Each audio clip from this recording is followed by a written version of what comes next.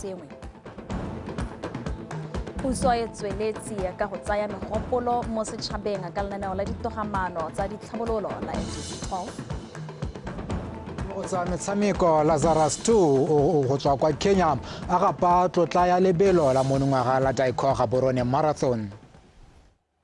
Motswana wetso tse ke dikgang tsa Botswana Television tsa ora ya boraro re di gasa ka tlhamalalo go tswa toropokgolo ya Gaborone ke Lucia Ramasu. Mo pegong ya etapele motshwarelela tona ya lefatshe le temothuo Dr. Edwin Dikolote o lebogetse seabe sa balemi ba banana ba mokgatlho wa letlhabile Southern Young Farmers Association go inaakanya le temo ya komelelo a re se ke bopelokgale jo bo tlhokang kemonokeng go tokafatsa magama o. Motshwarelela tona o ne a bua kwa masimong a Kaduwe gaufi le toropo ya Jwaneng kwa letsatsing la go abelana dikitso go tokafatsa temo. A re utlwepego ka Imanyo Rapoa. Mahama wa temo ga o bonolo go tlhelele ka o tlhoka madi a mantsi go goroga mo seelong sa bogwebi jo bo bonalang. Sengwe gape ke go ikaega ka pula e amiwang thata ke phetogo ya loapi. Fela banana ba bone ba ikitaya dihuba gore ba beela fa thoko dithutego tsa bone tse di farologaneng go inaakanya le temo.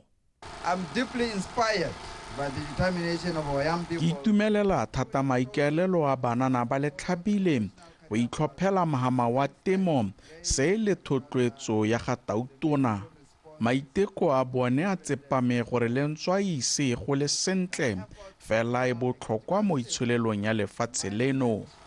Recognizing that agriculture, though often underdeveloped, has always been vital to our nation's economy. And ga go motho betso go bona banana ba lekana le rona ba sa ditoropong ba sa go batla ditiro ba ineeletse go nna mo sekgweng go supa gore gone sengwe se teng botshelo bo teng bo ka tswa mo sekgweng ha re ira dilo sentle ebile re itamile ka tokololo ya tsa le one re le banana mme ha nka be re le rena le lehatsi re kgobokane go gongwe hela ne re ka godisana ne re ka jesa lehatsi. Banana ba mokgatlho ba 25 mme ba kgonne go le madi a keredi le makgolo a feta borobabongwe mo masimong a Kaduwe a nang le seabe se se go godimo go jesa lefatshe leno. Fela mo lenyoreng la bone la go atolosa temo mabamogolo ke lefatshe. Nna ke itse ha ba ka le bang teng ha ba ka akanya ba tlo go mpotsa ba ire la tsela teng le teng le ka go musika ke batla ba ema ba ikemela ka dinao ke kopa bana ba ba go ntle le bone ema lo tsa di loan le gona go ira temo ya busetsa bonang ka bana ba le go ba tswang teng a go se ke ga hela a dithuto tse di aname le lehatshe lotlhe kana le kgaolo yone ya rona ya Jone Mabutsane a re ikwetseng gore land tenure ye re e fam ba e leng gore ba na le keletso ya go lema e netelele e se ka nna khutshwanyane hela. Monongwaga ke monyenyo fela mo baleming ka ntlha ya go phophoma ga dijwalo mo masimong mme ba solofetse thobo e se phetsa fa phefo e ka seke ya tlhaba ka bonako. Emmanuel Rapoa, BTV News, Masimo a Kaduwe. Tona ofisi ya Gatautona Moetemohasa a re baeteledipele ba dikgaolo ba tshwanetse go leba thata ditlhabololo tse di tlhokegang mo kgaolong fa ba tswa ka lenaneo la ditlhabololo tse leng gore ka re mo isagong tsa fetole matshelo a banni. Mohasa o buile se jaaka na buisa bagolwane ba maphata puso kwa gantsi le boeteledipele jwa Charles Hill le tsego mokwaisi go rulaganya ditsepego e.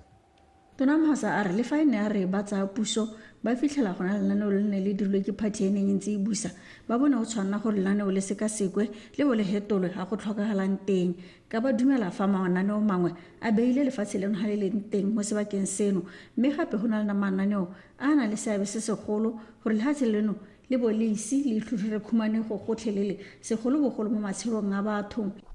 Since 1966 rental national development plan re nna le tebelopele re nna le dingwe dielo le mananeo a ra ipeelang re le puso wa ote a re tisitse a re le teng a tile ka dingwe tse dinte a tile ka dikgwetho a tile ka dingwe tse di bosula ngwa tse di bosula ke le tlhokola ditiro And there has to be a change in terms of how we plan. It's not going to be business as usual. We will subscribe to it. Kanangwao means a collection of attitudes, a collection of beliefs, a collection of behaviors, a collection of any other things that do melang gore ha re ka gamolela mo go sone go a pele go a go nna motlhogo. Hela jaaka tonana ka ile bangwe ba tsena phute go bane ba ka ditlhabololo di ka bonna hela ga ba eteledipele ba ka kgaoganya ditlamelo go ralla kgaolo eno ntle le go gogela kobo ntlha e le nngwe.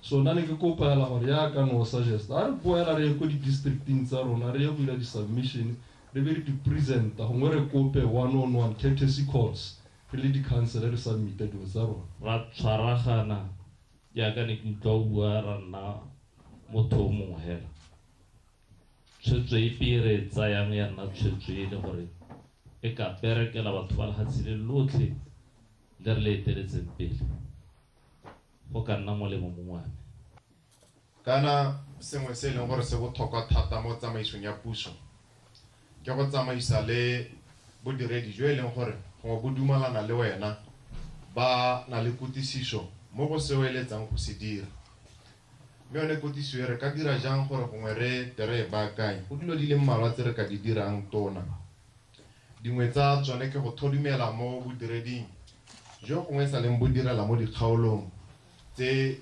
dirileng ka lobaka lo lele.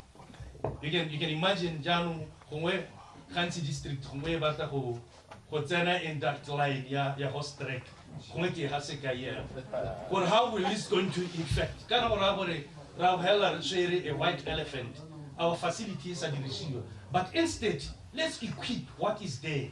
Tsolelo ke gore go tsweng ha ba eteledipele ba batla kopana ba buisane mme ba tswa ka mananeo a tsepameng a tla fetola matshelo a batho ba kgaolo ya gantsi le Charles Hill ka bophara le sego mokwaisi BTV News gantsi.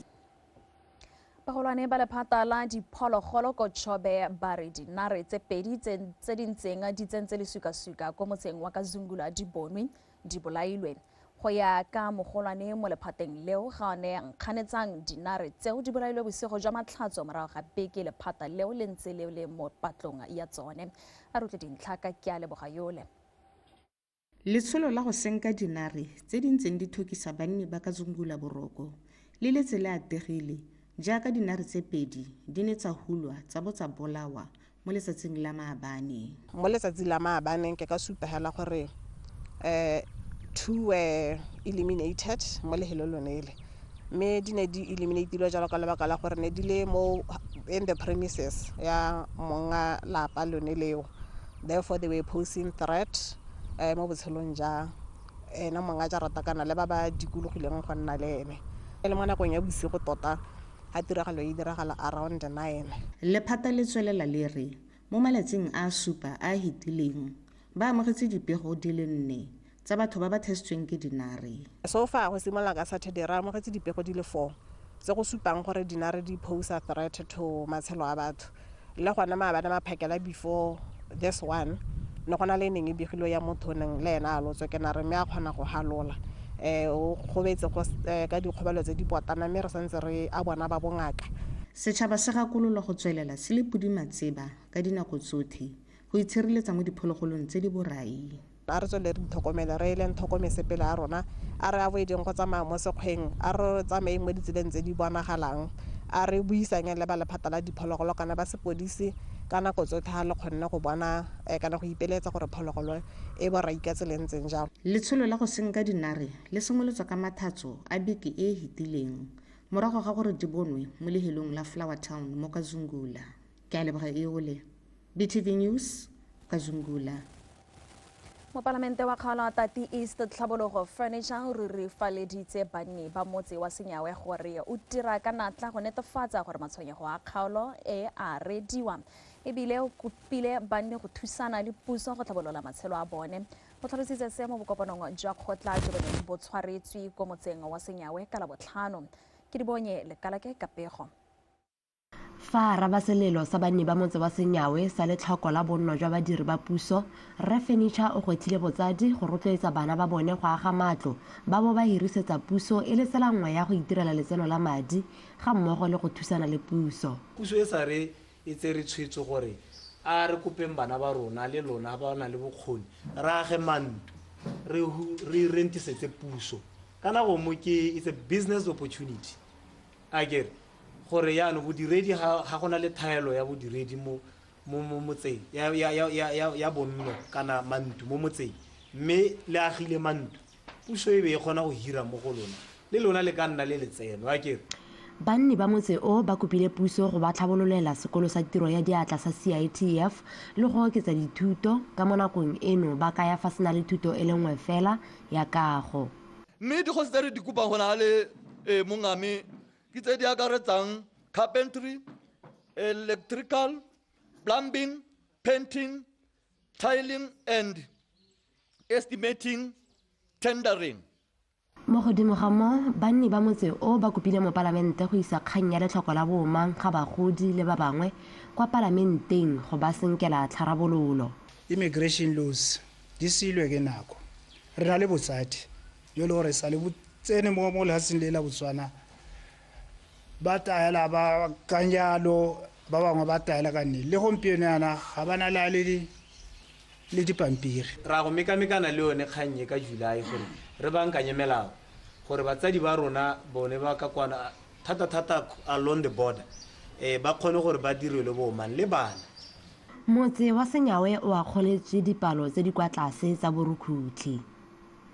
Ke di bonyele kalake BTV News Senyawe.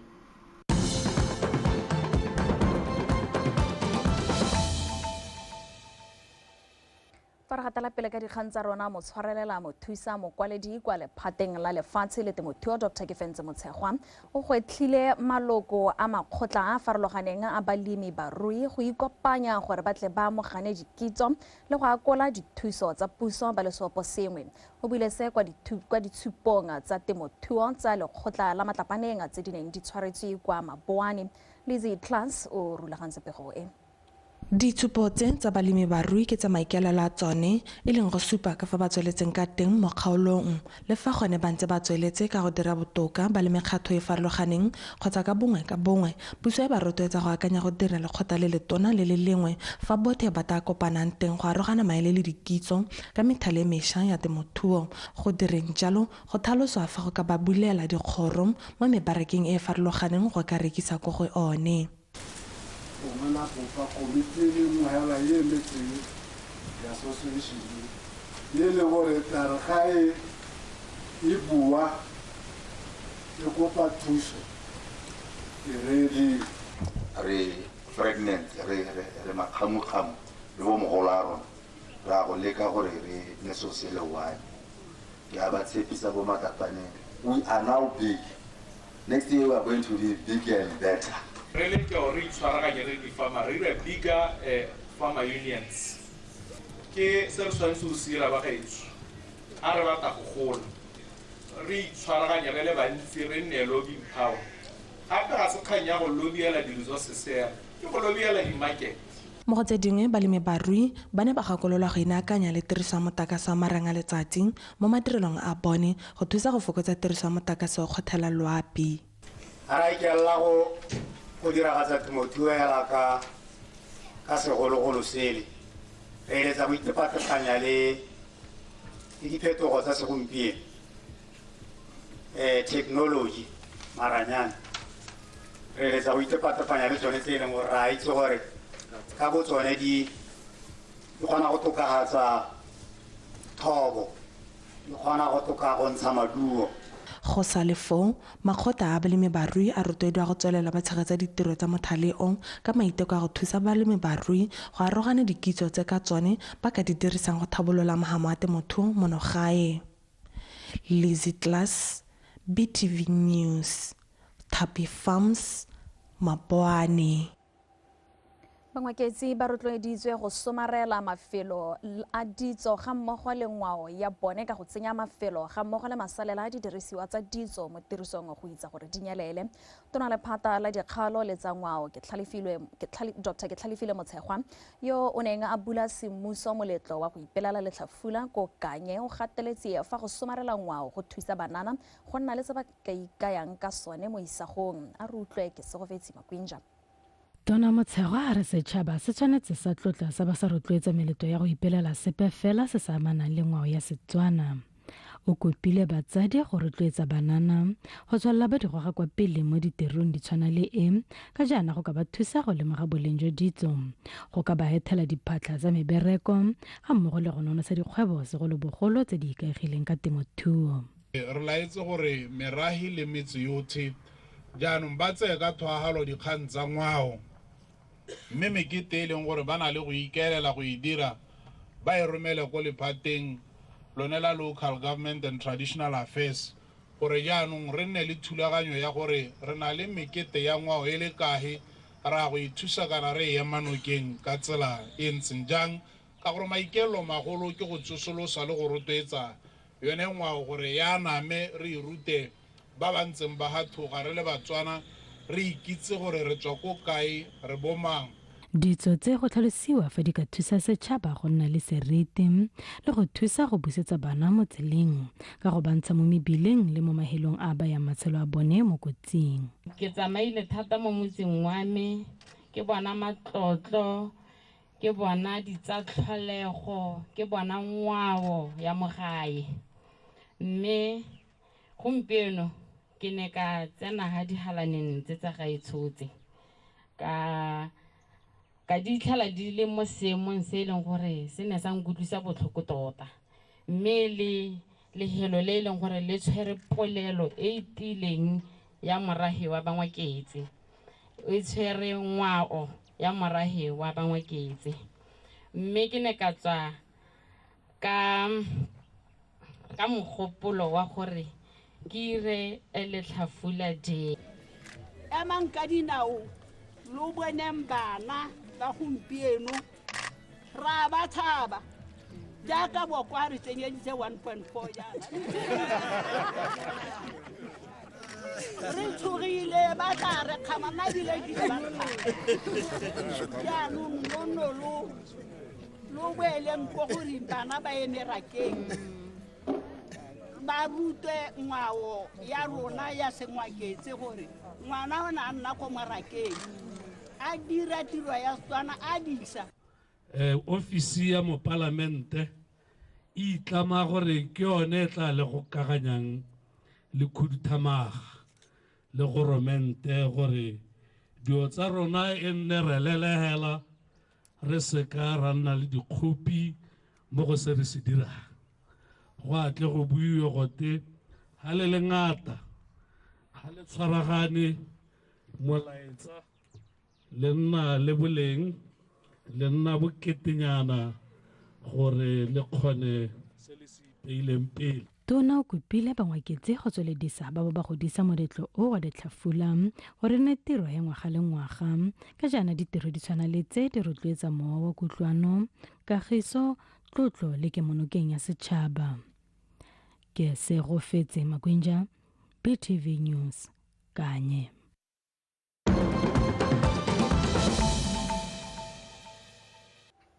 Mo tsa mafatshe a sele Tautona Donald Trump o ntshitse taelo ya gore go okediwe lekgetho ka 100% mo dibaesekopong tse di dirwang kwa ntle ga lefatshe la America.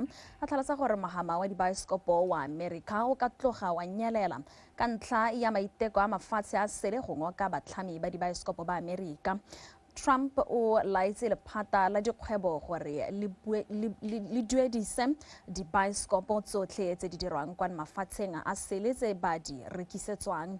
Se se diragala morago ga gore lefatshe la China le fokotse palo ya dibaesekopo tse le di rekang kwa America mo kgweding e fetileng. O tshwanetse kana o ise ka se le tla re dinele thato TT Kgosimore a re be mo dinakong ka tsa metshameko.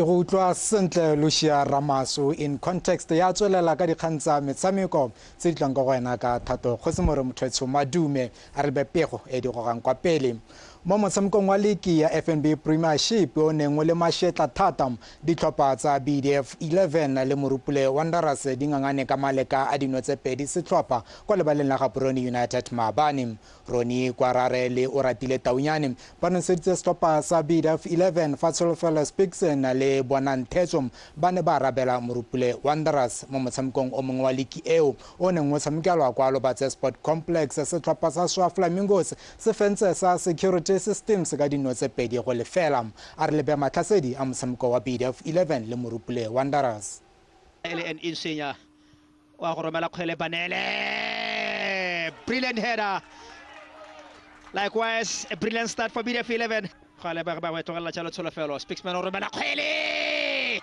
brilliant KG Matloa ba utlwefela ka bosimo wa letloa patla thuso romela ko pele bona taboga tshalo ya ga Thetso bona Thetso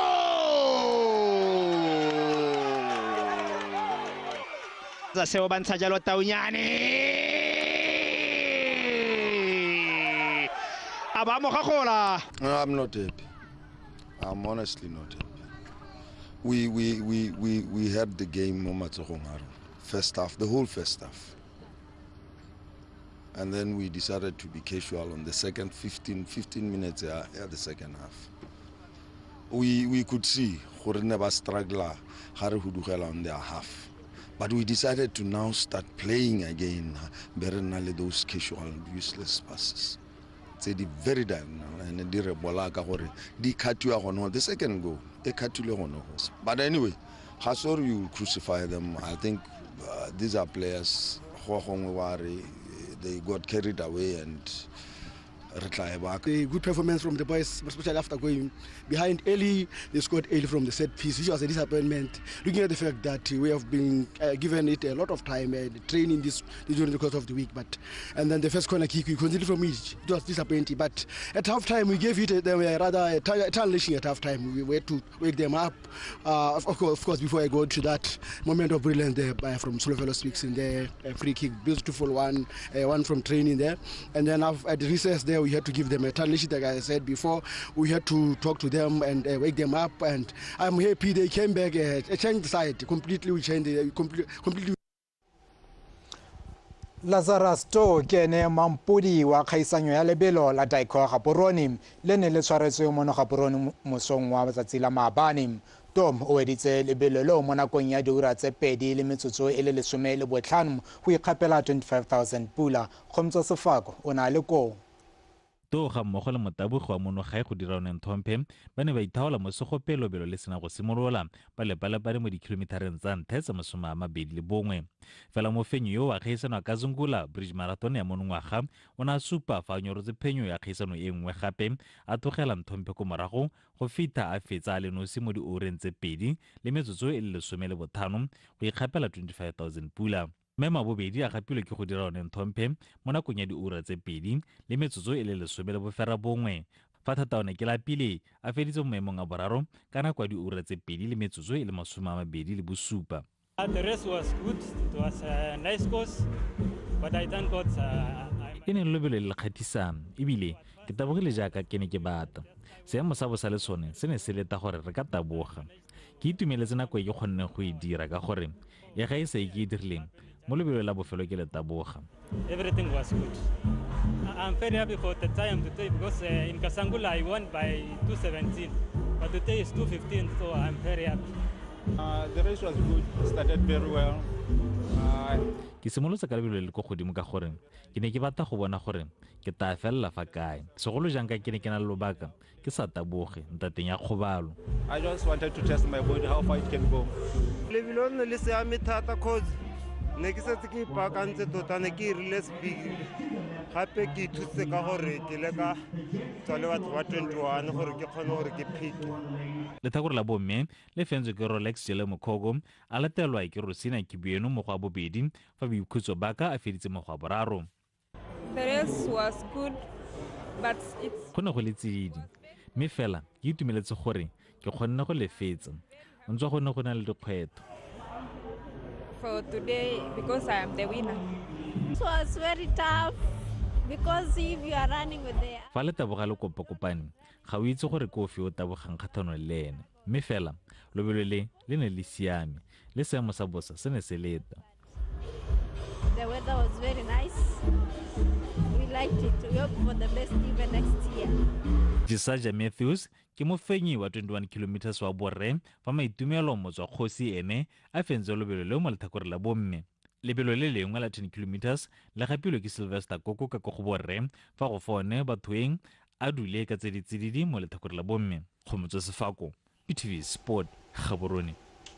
Re sa le fo tona wa banana le bong le sego Chombom wa kgoletse barulaganye ba kgaisanyo ya Daiko Gaborone Marathon go tshegetsa kgaisanyo e atlegileng a re seo se supa bokgoni jwa lefatshe leno jaaka le na le maikaelelo a go tshegetsa dikgaisanyo tsa maemo a kwa godimo.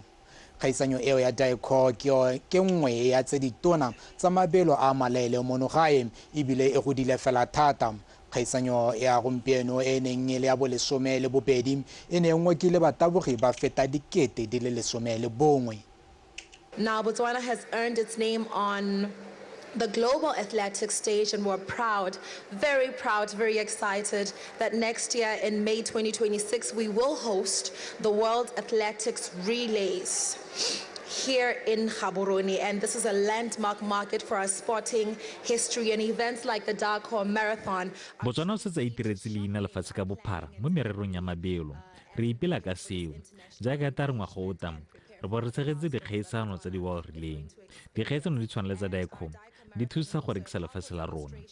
Mabelo a Daiko gape a na le seabe se segolo go gokaganya bagwebi le baji bareki ba dikgwebo tse ditona le tse dipotana. SME sectors, especially ones led by young women whom I dearly love. This event has proven to energize our economy with over 700 individuals who have worked behind the scenes to make today seamless. And let me take this time to say thank you to every single person who has spent a sleepless night to ensure that this place looks as beautiful as it looks.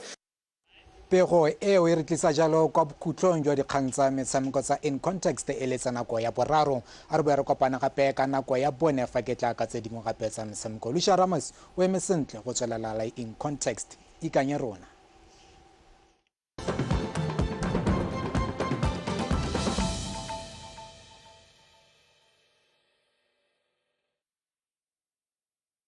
Bagaetso, hurt people will hurt other people. So let's break the cycle of violence.